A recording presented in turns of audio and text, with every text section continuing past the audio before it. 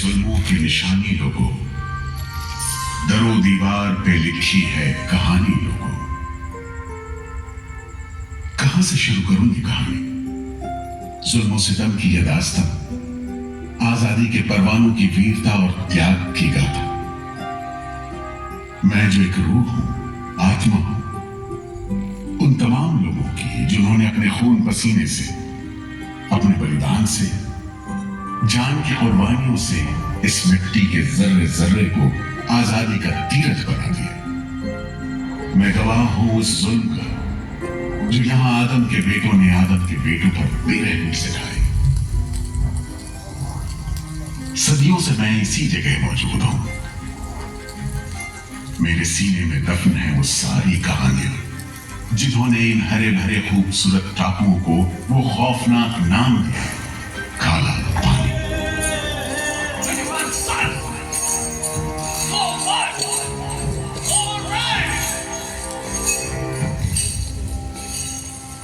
तो वहीं से शुरू करते, उसी हरियाली से जो कैद करने वालों के जुल्म और कैदियों के खून पसीने से बेदाग थी।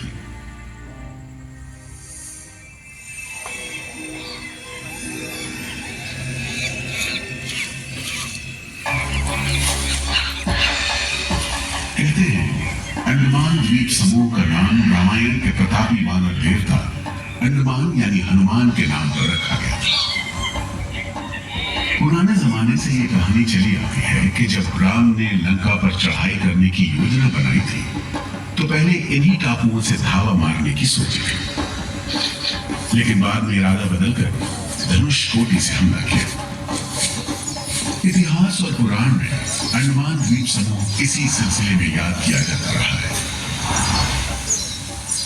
दूसरी शताब्दी के रोमन भूगोल शास्त्री टॉलमी ने इन टापुओं को दुनिया के पहले नक्शे में जगह दी और नाम रखा एग्डिमोन, एक ग्रीक गॉड एगेमेम्नॉन के नाम पर, जो भाग्य का प्रतीक है। इन टापुओं की तरफ लोगों का आना शुरू हुआ। धर्म प्रचारक, लुटेरे, बागी, मल्ला, किस्मत आजमाने को निकले जहाजी, हर तरह के लोग यहां आते रहे। 18वीं सदी के अंत में ईस्ट इंडिया कंपनी ने इन टापुओं पर एक बस्ती कायम करने की कोशिश की और यहां लेफ्टिनेंट आर्चिबाल्ड ब्लेयर को भेजा, मगर यह कोशिश नाकाम रही और अगले 60-70 बरस तक किसी ने इन टापुओं की सुध नहीं ली।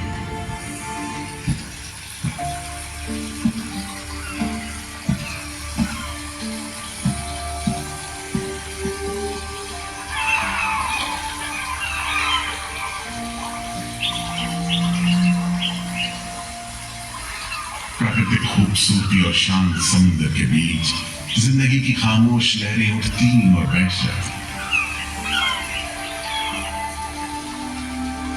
उगते सूरज के साथ पक्षी जागते और डूबते सूरज के साथ इन टापुओं पर जिंदगी सुकून से सो जाती। कि तभी भारत का पहला स्वाधीनता संग्राम यानी 1857 की आजादी की लड़ाई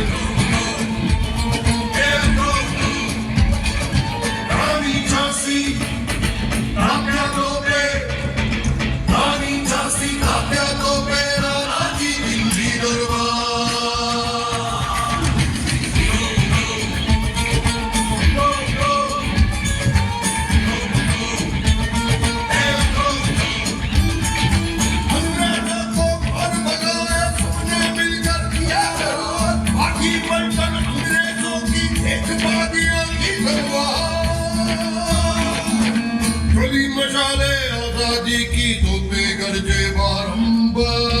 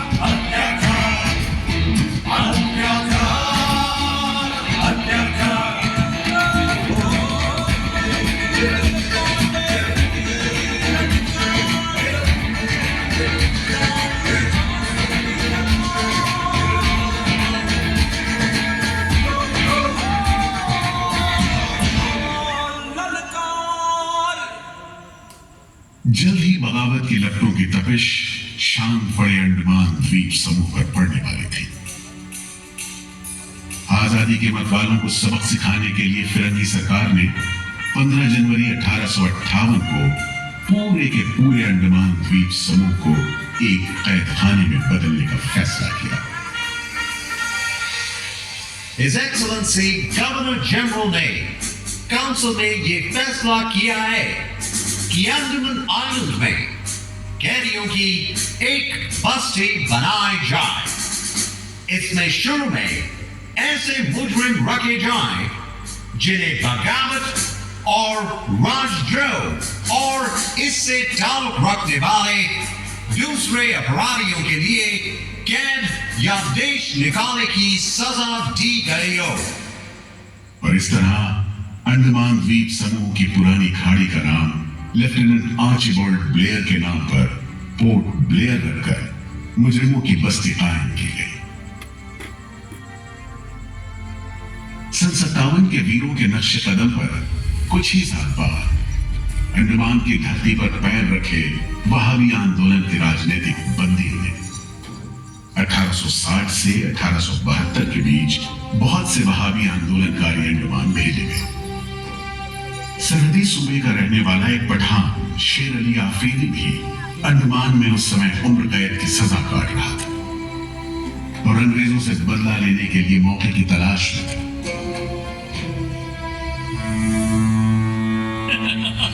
क्यों है शेर अली, तुम इस भीड़ भाड़ में कैसे? और हम सुना है फिरंगी का लाट साहब इधर आता है। हम भी देखने आया है जुल्म करने वाले का सरदार कैसा दिखता है।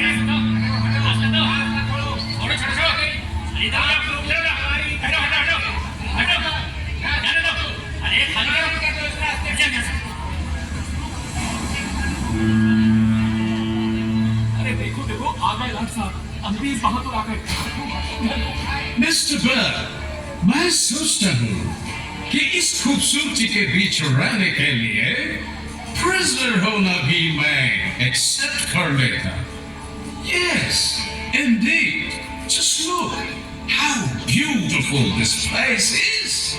ये prisoner लोग इस खूबसूरती को नहीं देखते, वरना इस टापू को prison नहीं स्वर्ग समझते। यस सर, आप ठीक कहते हैं। इधर आइए प्लीज। हम तुमको खत्म करने का फिरंगी तालीम के साथ हैवानी सुलूक हम बर्दाश्त नहीं करेगा। अरे ये शेर अली है, सजा याफ्ता कैदी, सजा में रियायत पाकर नाई की दुकान चलाता है। जैसा कि होना था, शेर अली को फांसी हो गई।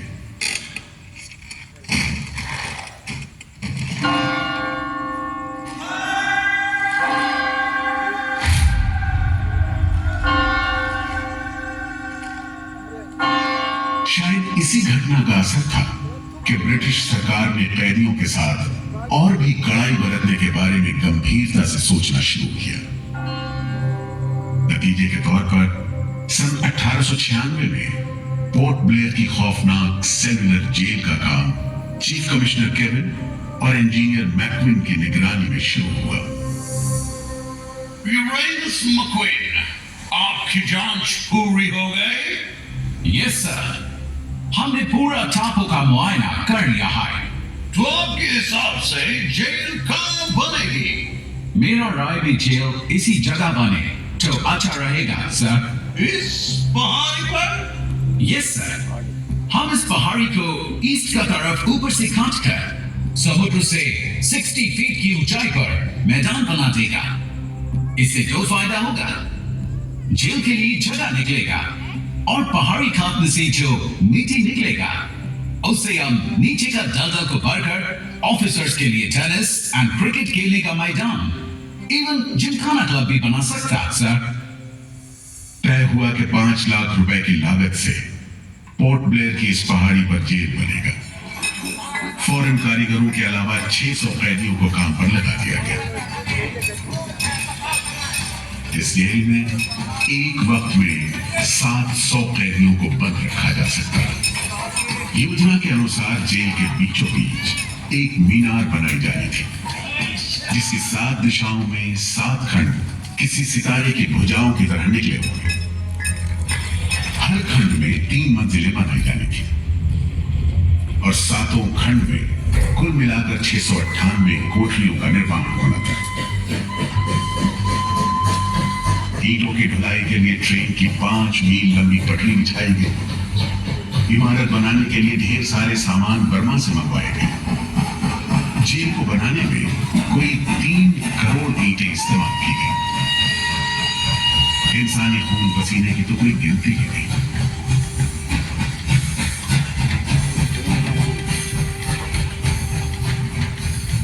सुबह दोपहर शाम रात कोड़े चलते रहे और काम होता रहा। दीवारें उठनी शुरू हो गई।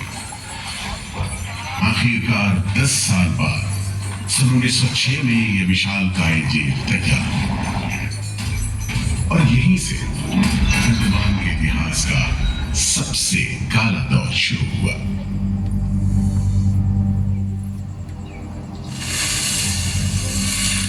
हाँ, सच कहते हो।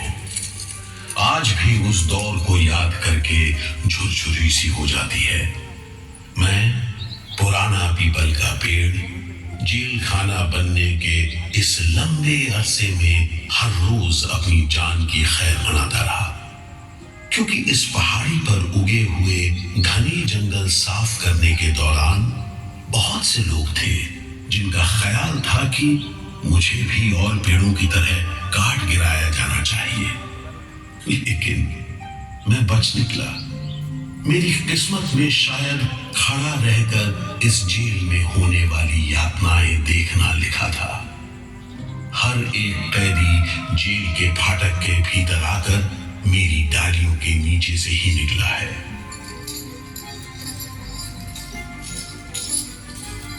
जैसे जैसे अंग्रेजी शासन के खिलाफ आजादी की मांग तेज हुई, ब्रिटिश सरकार ने सेलुलर जेल के फाटक हर छोटी बड़ी बात के लिए खोलने शुरू कर दिए।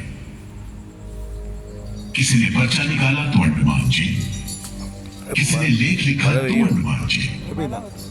लेकिन जब आजादी की लौ दिल में जल रही हो तो लोगों को कब तक रोका जा सकता है? 20वीं सदी शुरू होते होते फिरंगी सरकार के खिलाफ जंग में तेजी आ गई। अलीपुर षड्यंत्र कांड, चटगांव डकैती कांड, काकोरी कांड, लाहौरी बम कांड, मोपला विद्रोह, नासिक षड्यंत्र, कितने मामले गिनवाए, ये सूची लंबी है। लिहाजा एक नए किस्म के अभियुक्तों ने अंडमान की सेलुलर जेल में कदम रखा।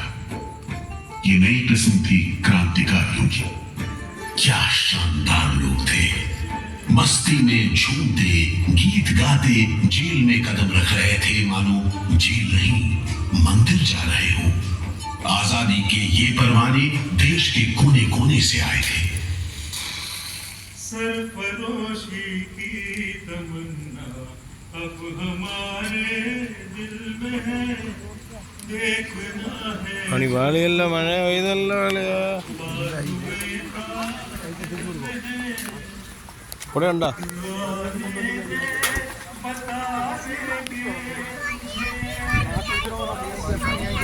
നാളെ തരുമല്ലോ ടിക്കറ്റ് നാളത്തേക്ക് ആക്കും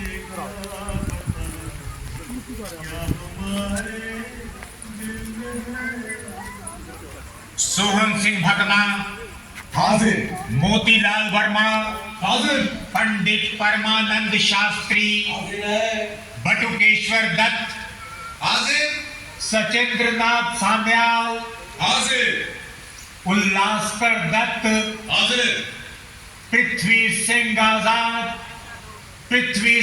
आजाद हाजिर। हर आदमी के दिल में स्वाधीनता की लौ जल रही थी।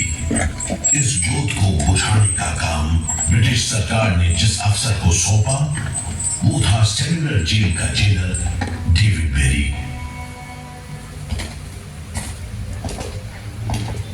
जमादार जी हुजूर। मैंने आप कैदी लोग आया। जी सरकार, सभी लाइन से खड़े हैं। ठीक है, सुनो, इनसे कह दो कि इस जगह पर हम शेर को पालतू बनाता है। तुम जेल का दीवार देखता है, जानता है इसको इतना नीचे क्यों बनाया? इधर से कोई भागने को नहीं सकता। यह सब तरफ 1000 माइल्स तक पानी है और ऊपर खुदा है। और तुम हमको देखता, हम इधर का खुदा है। David berry.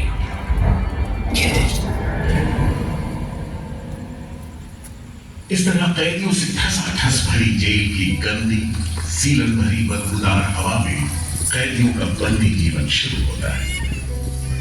बेड़ियों की आवाज, वार्डनों की गाली गलौज और मार खाते कैदियों की चीख पुकार से गूंजते कोठरियों का दम घुट माहौल कड़े से कड़े इंसान को तोड़ने के लिए काफी था। लेकिन इन कोठरियों में ऐसे बंदी किया है जिन्हें ये माहौल हताश करने के बजाय जुल्म का मुकाबला करने की प्रेरणा देता रहा।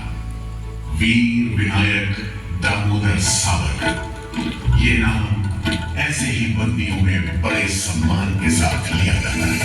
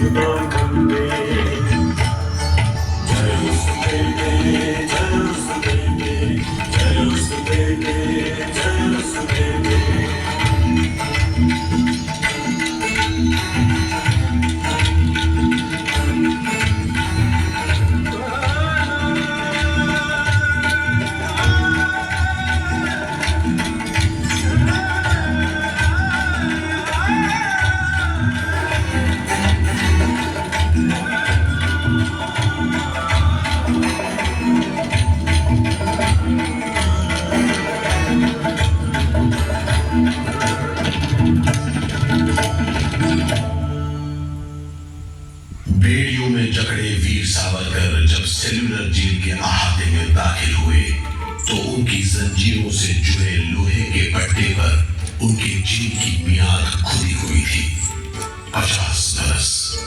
24 दिसंबर 1910 से 30 दिसंबर 1960 तक। वेल सावरकर, तुमको 2 बार का उम्र कैद का सजा मिला है। 50 बरस बाद सरकार तुमको छोड़ देगा। मिस्टर बेरी, तुम्हें विश्वास है कि तुम और तुम्हारी सरकार 50 बरस यहां रह पाएगी? सावरकर को इस बात में रत्ती भर शक नहीं था कि आजादी की जो लपटें हिंदुस्तानियों के मन में धड़क रही है उन्हें अंग्रेज अब बुझा नहीं सकेंगे और जल्द ही उन्हें जाना होगा। इसी प्रबल विश्वास के बल पर सावरकर 10 बरस लंबा अरसा सेलुलर जेल की एक ही कोठरी में रह सके। उन्हें बहुत ही खतरनाक कैदी करार देते हुए इतने कड़े पहरे में रखा गया था कि उनके भाई गणेश को 2 बरस तक पता भी नहीं चला कि वीर सावरकर उनके ही नक्श कदम पर चलते हुए सेलुलर जेल आ पहुंचे, जहां बरसों की तकलीफ है, जेलर के जुल्म है, कड़ी मेहनत और निदान अकेलापन है, जहां जिंदगी 13 फुट लंबी और 7 फुट चौड़ी कोठरी में सिमट कर रह जाती है।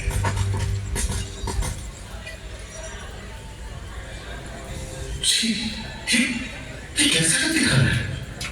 चावल में कंकड़ है, सब्जी में रेत है, दाल में घी। खाना क्या है? घास फूस है।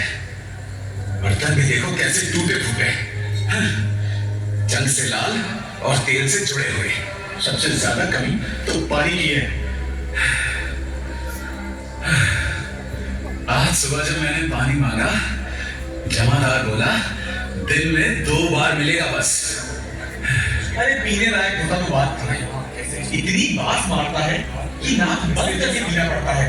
इस खाने को कैसे खा सकते हैं? कैदियों को गाली देना या पीटना मामूली बात थी, चाहे वो खा रहे हों या काम कर रहे हों।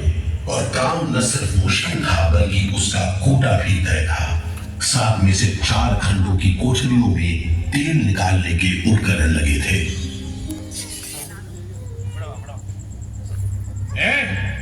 इंदु भूषण, सुधीर, हेमचंद, तुम लोग इधर चलो, नारियल के बोरे उठाओ।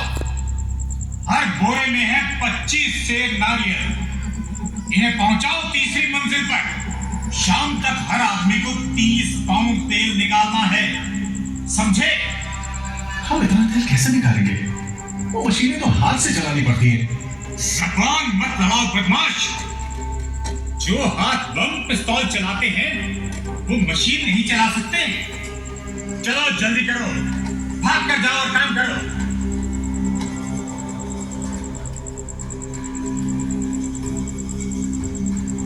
मेरा बात ध्यान से सुनो। जी हुजूर। जो आदमी काम नहीं करे उसको पेट लगाओ। जी हुजूर। समझा? जी। सजा दो, कोई छूट नहीं दो। जी। कोटा पूरा कराओ। जी। लेकिन तमाम मारपीट और गाली गलौज के बावजूद यदि कैदी काम पूरा न कर पाते तब जो सजा मिलती वो किसी की भी हिम्मत तोड़ने के लिए काफी थी। जमादार जी हुजूर। इसको 2 दिन तक टाट का वर्दी पहनाओ। कल से इसका खाना बंद। जी। सिर्फ 2 कप खंडी दो। जी हुजूर। ये पहला बार काम नहीं पूरा किया। जी। इस वास्ते इसको 1 हफ्ता हथकड़ी में रखो। जी हुजूर। ये बागी का बच्चा है, इसको बेड़ी डालो, इसको भी बेड़ी डालो 6 महीने तक। जी हुजूर। तुम अब तक 5 बार काम का कोटा पूरा नहीं किया, हम तुमको इस बदमाशी का मजा चखाएगा। जमादार जी हुजूर। इसको तन्हाई में रखो। जी। Solitary confinement. जी। कोठरी में काम दो। जी। और इसको पेट लगाओ। और मारो, और मारो। नारे बोलेगा। बोल नारे, बोल, बोल नारे, बोल, बोल नारे। जितनी ताकत है बोल नारे।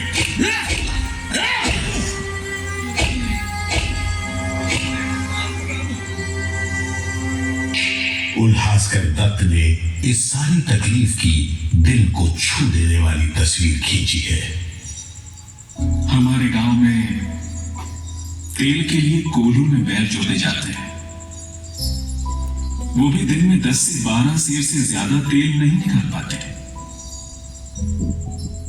जेल में मुझे 2 और कैदियों के साथ बैल की जगह जोत दिया जाता था और हमें शाम तक 1 मन नारियल का तेल निकालने का काम सौंपा जाता। जमादार हमें दौड़ने पर मजबूर करते और रफ्तार धीमी होने पर कोड़े मारते। हर रोज न जाने हम कितनी बार लड़खड़ाते, गिरते और मार खाते, और ये सिलसिला निरंतर चलता रहा। हुजूर, ये काम करने से इनकार करता है। क्यों काम नहीं करेगा? जैसा बर्ताव ये जमादार करते हैं उसमें मैं काम नहीं करूंगा। मारपीट और सजा का नतीजा ये हुआ कि उल्हासकर ने 7 दिन के बाद खाना पीना और बात करना भी बंद कर दिया। वार्डनों का ख्याल था कि उल्हासकर पागल होते जा रहे हैं, लेकिन जेलर बेरी ने इसे नाटक बताते हुए उल्हासकर को बिजली के झटके लगाने का हुक्म दिया, जिसके बाद उल्हासकर 3 दिन और 3 रात बेहोश रहे। उसके बाद कहीं जाकर डॉक्टर को बुलाया गया। सुनो मिस्टर उल्हासकर, हम जानते हैं जब अपने मुल्क का आजादी के वास्ते ये करता, हम तुम्हारा काम को ठीक नहीं समझते, लेकिन तुम अभी जवान है। एक दिन अपना सजा पूरा करके वापस अपना मुल्क जाएगा, तब अपना हाथ से जान क्यों लेते? क्या तुम डरपोक है? हम अपना सीनियर ऑफिसर का हुक्म नहीं बदल सकते, लेकिन तुम चाहेगा तो हम तुमको मेंटल हॉस्पिटल में भर्ती करा देगा। ठीक है, इन जानवरों के बीच रहने से पागलों के बीच रहना बेहतर होगा। उल्हासकर की सारी तकलीफ का जेलर डेविड बेरी पर कोई असर नहीं हुआ। उल्हासकर के जाने के बाद बेरी ने वीर सावरकर को चिढ़ाते हुए पूछा, क्यों सावरकर, तुम भी पागलपन का बहाना करेगा क्या? तुम्हारे बाद मिस्टर बेरी। अच्छा। हाँ, जिस तरह के अत्याचार तुम कर रहे हो उनसे कोई भी आदमी पागल हो सकता है। रहने दो ये सब बात सावरकर, तुम अच्छी तरह जानता है उल्हासकर पागल नहीं है, बहाना खाता है। मिस्टर बेरी, अगर तुम सोचते हो कि उल्लास बहाना कर रहा था तब तुम पहले ही पागल हो चुके हो। ये सब अत्याचार बंद करो, वरना हमारे पास स्ट्राइक के अलावा कोई रास्ता नहीं बचेगा। छूट नहीं, रियायत नहीं, छूट नहीं, रियायत नहीं।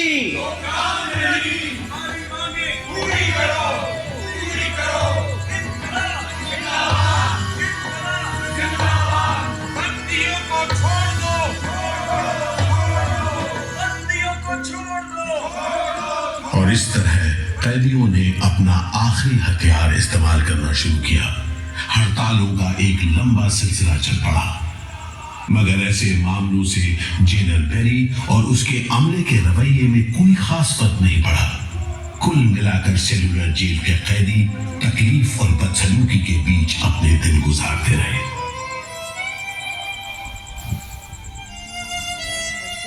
मगर एक सुख का स्मरण ना करना नाइंसाफी होगी।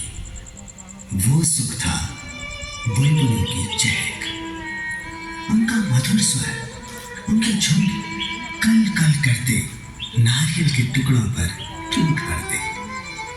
गंभीर विचारों से मुक्ति पाने के लिए मैं मन को बलपूर्वक इन बुलबुलों की चहक में लगाए रखता।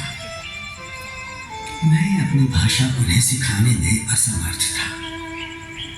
यदि सिखा पाता तो मैं उन्हें देश प्रेम के गीत सिखा देता, ताकि अगर कोई मेरी कोठरी खोजता हुआ आए तो लोग कहें कि जिसके सामने बुलबुल देश प्रेम के गीत गा रही हो वही सावरकर की कोठरी है। एक बार में 3 कैदियों को फांसी पर लटका दिया जाता। दिल दहला देने वाली चीखें निकलती। जेल का घंटा घन-घना उठता। जेल की मीनार पर लगी बत्ती जलती बुझती रहती और 8 मील दूर तक खड़े जहाजों तक खबर पहुंच जाती कि फिर से कुछ कैदियों को फांसी पर लटका दिया गया है। 12 मई 1933 को कैदियों ने फिर भूख हड़ताल का सहारा लिया। भूख हड़ताल करने वालों में सरदार भगत सिंह के बहादुर साथी महावीर सिंह भी शामिल थे। हड़ताल के 5वें दिन जब कैदियों को जबरदस्ती खुराक दी जाने लगी तो महावीर सिंह ने ताकतवर विरोध किया। जालिमों, तुम नहीं जानते कि हम कौन हैं। हम मर सकते हैं और छुपकर नहीं रह सकते। हमें ऑर्डर मिला है तुम्हें दूध पिलाने का। चलो जमादार, पकड़ो इसे।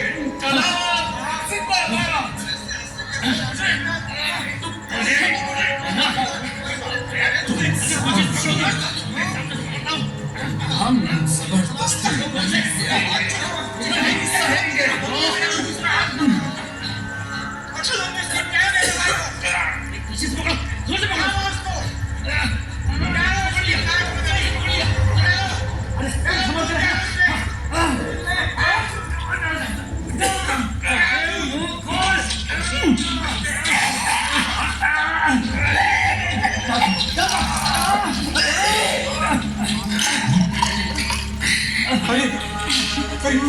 क्या हो गया? क्या हो गया? अरे ये तो क्या करें? अरे इसकी तो आंखें लग गई। अरे इसकी तो आंखें लग गई है। अब क्या करें? लगता है दूध इसके फेफड़ों में चला गया है। क्या हो? नली निकालो, जल्दी करो, जल्दी। इसकी तो सांस बंद हो गई। अब क्या होगा? होगा क्या? लाश को गुपचुप ठिकाने लगा दो, किसी को कान कान खबर ना हो। मैं तो कहता हूँ साहब, इसकी लाश को बोरे में डालकर पत्थर से बांधकर समंदर में बहा दीजिए। कैसा? ऐसा ही करो। झटपट ले जाओ उसे, झटपट ले जाओ। लेकिन ये खबर छिपी नहीं रह सकी। जब लोगों को पता चला तो देश भर में विरोध की भीषण लहर फैल गई।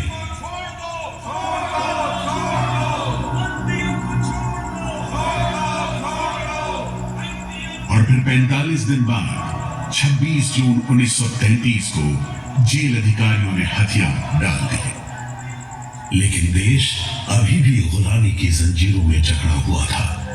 इन्हीं हालात में सन 1937 के संवैधानिक सुधार लागू किए गए और कांग्रेस ने अनेक प्रांतों में मंत्रिमंडल कायम किए।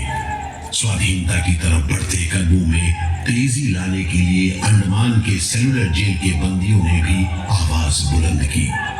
बंदियों की रिहाई, स्वदेश वापसी और राजनीतिक बंदियों के लिए बेहतर सुविधाएं हासिल करने की मांग को लेकर 24 जुलाई 1937 को सेलुलर जेल के कैदियों ने सामूहिक अनशन शुरू किया। जिंदाबाद! जिंदाबाद! वंदे मातरम! वंदे मातरम! अंग्रेज सरकार मुर्दाबाद! अंग्रेज सरकार मुर्दाबाद! भारत माता की जय! भारत माता की जय! भारत माता की। इस भूख हड़ताल का असर पूरे देश पर पड़ा। जगह जगह कैदियों के समर्थन में आंदोलन होने लगे। सारे देश के राजनीतिक बंदियों ने अनशन शुरू कर दिया।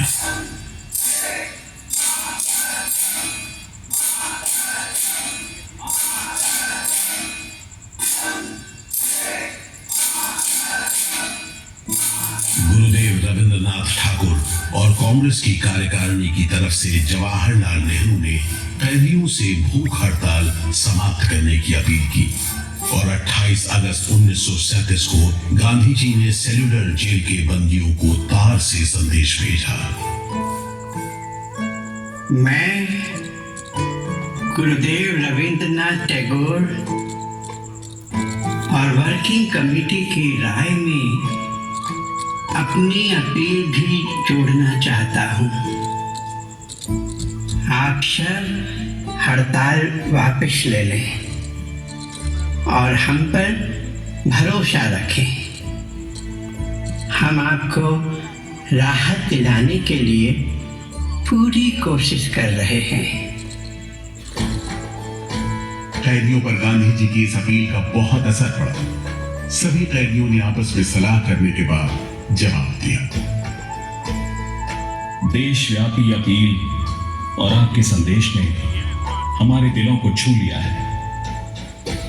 हम इस भरोसे पर भूख हड़ताल मुलतवी कर रहे हैं कि सारे देश ने हमारी मांगों और हमारे उद्देश्य को अपना बना लिया है। वंदे मातरम। 36 दिन के संघर्ष के बाद एक बार फिर बंदियों की जीत हुई। नतीजे के तौर पर सितंबर 1937 से सेल्यूलर जेल के कैदियों की स्वदेश वापसी शुरू हो गई।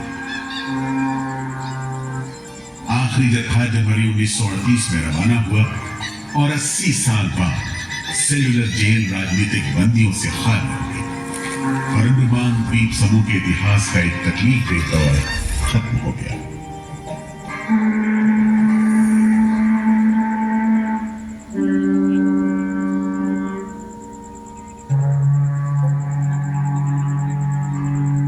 मगर एक और जालिम दौर शुरू होने वाला था। 1939 में दूसरा विश्व युद्ध शुरू हुआ और 1942 में जापानियों ने अंडमान पर कब्जा कर लिया।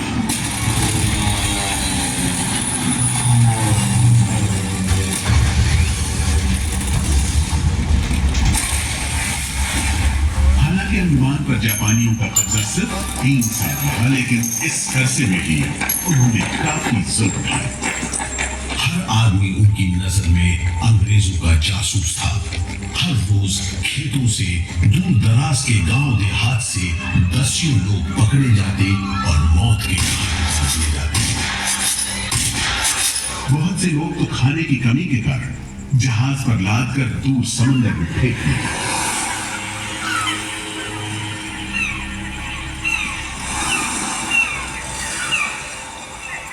इसी दौरान नेताजी सुभाष चंद्र बोस अंडमान आए और जेल का मुआयना भी किया, मगर जापानी उन्हें जेल के उन हिस्सों में नहीं ले गए जहां वो सैकड़ों कैदियों को जासूस करार देकर तकलीफें पहुंचाते थे।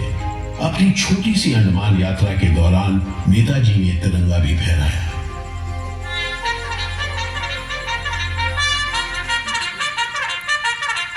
अगस्त 1945 में दूसरा महायुद्ध समाप्त हुआ और 3 साल 6 महीने 15 दिन के कब्जे के बाद अक्टूबर 1945 में अंडमान की जापानी छावनी ने अंग्रेजों के आगे हथियार डाल दिए।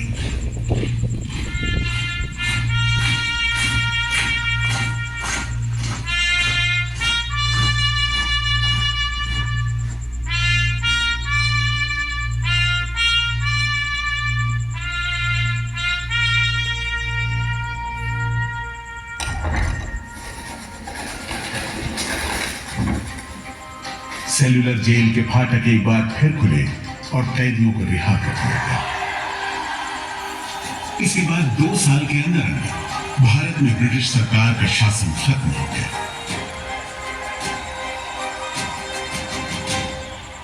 अंडमान द्वीप समूह अब काला पानी के खौफनाक नाम से नहीं जाना जाता, लेकिन ये सारी तकलीफें जो आजादी के प्रेमियों ने यहां झेली, वो सारी कुर्बानियां जो देशभक्त वीरों ने यहां दी, आज भी देशवासियों के दिलो दिमाग पर छपी हुई है। इसीलिए अंडमान के भूतपूर्व राजनीतिक बंदियों के भातृत्व मंडल की इच्छा को स्वीकार करते हुए भारत सरकार ने 30 अप्रैल 1969 को घोषणा की कि सेल्यूलर जेल को राष्ट्रीय स्मारक के रूप में सुरक्षित रखा जाएगा। भारत की आजादी के दीवानों ने जो अमानवीय यातनाएं इस कारागार में सही, ताकि भारतवर्ष आजादी की उन्मुक्त हवाओं में सांस ले सके, उन बलिदानों को आने वाली पीढ़ियां भूल नहीं पाएंगी।